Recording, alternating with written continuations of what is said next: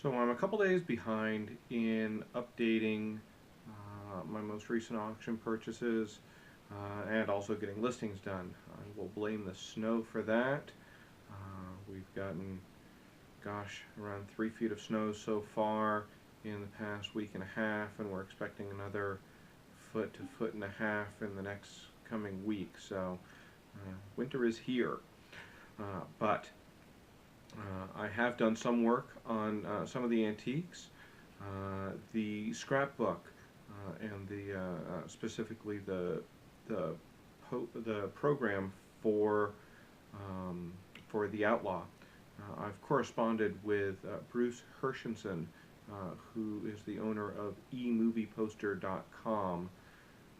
Actually, it's emovieposters.com, and they are an online auction website for movie posters. I've dealt with them quite a bit in the past, and he thinks it's an interesting piece. He agrees with me that the value is probably held back by the fact that it's not a terribly sexy image, and also added that it's not a color image on the cover of the program. That being said, it's still a very scarce piece and probably worth maybe a couple $100. I haven't processed that for sale yet. I suspect I'm just going to sell it myself on eBay rather than hold out for maybe a few extra dollars, but taking extra time by selling it through eMovie posters.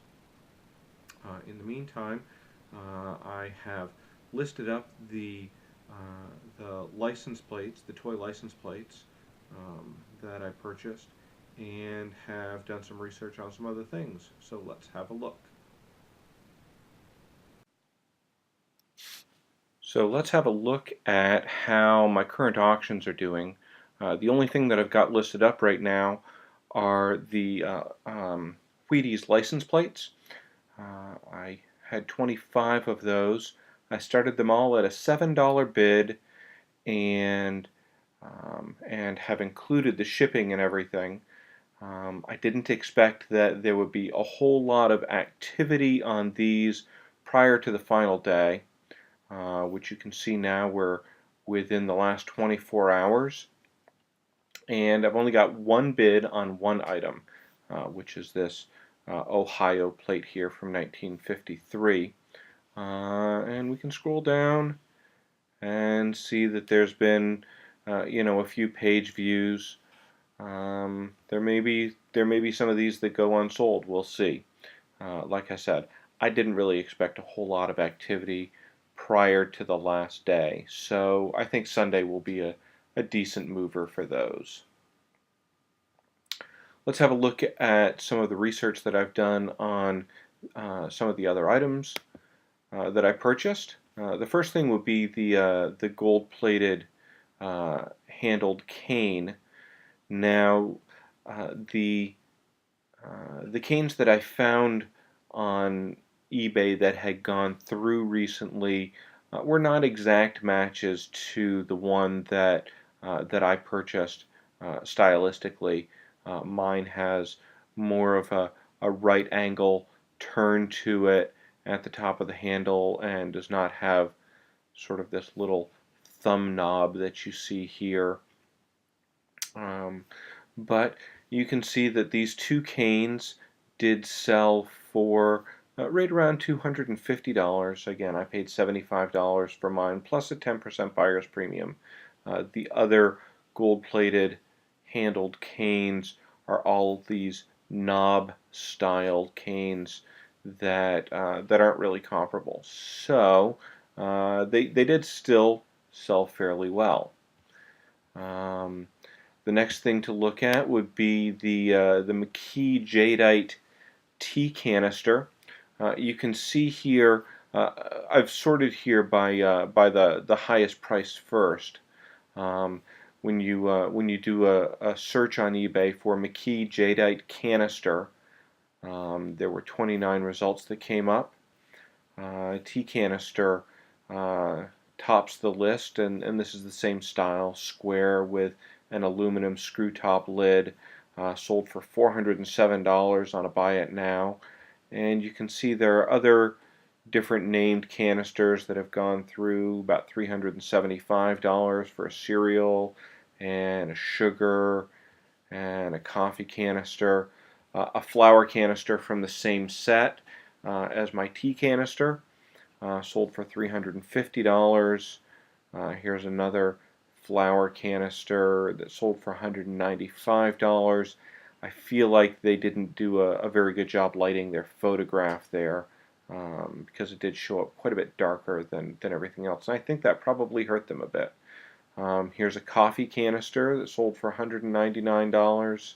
Another coffee for $185, $175 for a sugar, $160 for a cereal. So I think my tea canister, um, in a limited sample size, looks to be fairly scarce, and has a good chance of making some decent money for me. The next item to look at is the Takara Chronoform robot watch that I got, and there was really only one comparable sale, being that the watch that I have is mint in the original box, and that would be this one right here. You can see here they had been asking $295, but they accepted a best offer. Again, I've got this sorted by the price highest to lowest, so we don't know exactly what offer they accepted, but it was between this $229.01 and $179.88.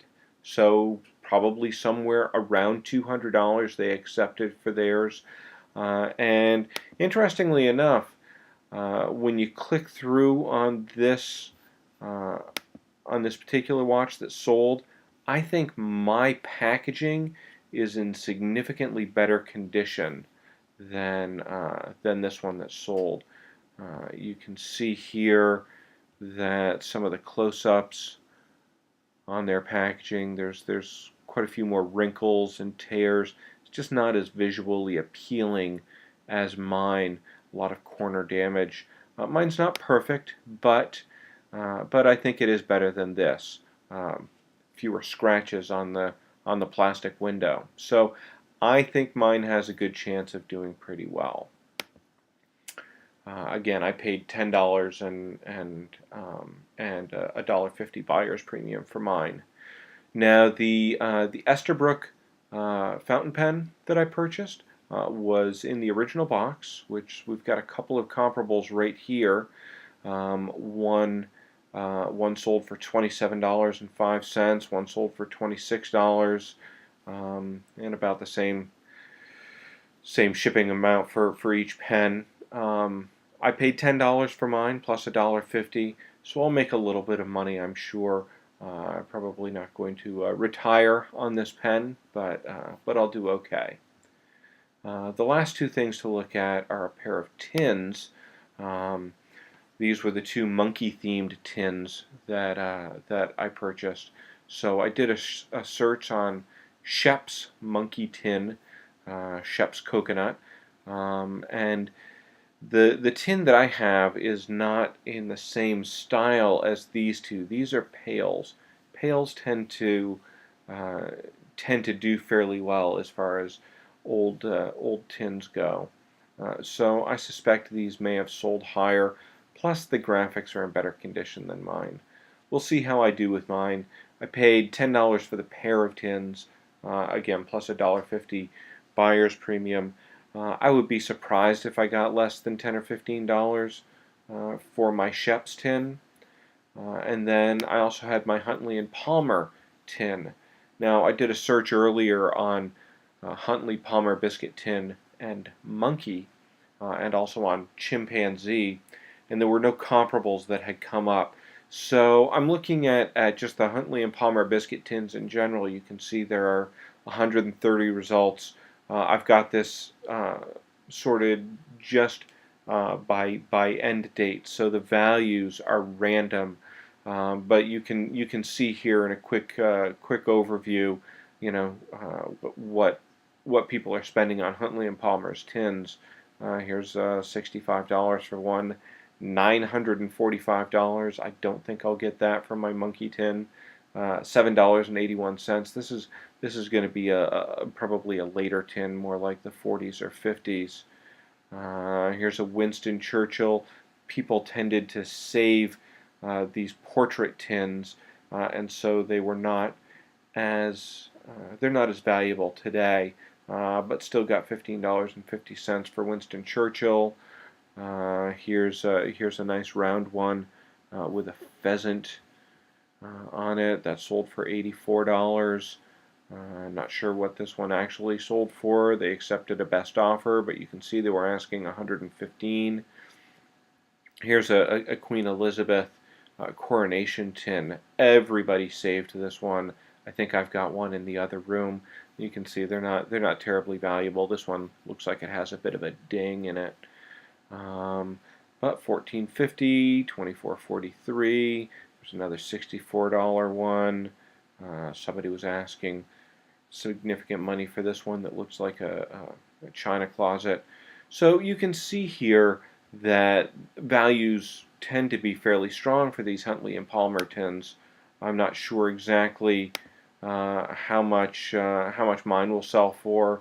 We'll see. I don't think it's going to sell for $709, but maybe $30 or so dollars would seem like a good amount for me. I also have the talcum tins, which there's a lot that have gone through with a pretty wide variety of values. We're just going to have to see how those do over the course of the week. But I plan to list these up tomorrow on Sunday, and we'll see how I do. Thanks for watching.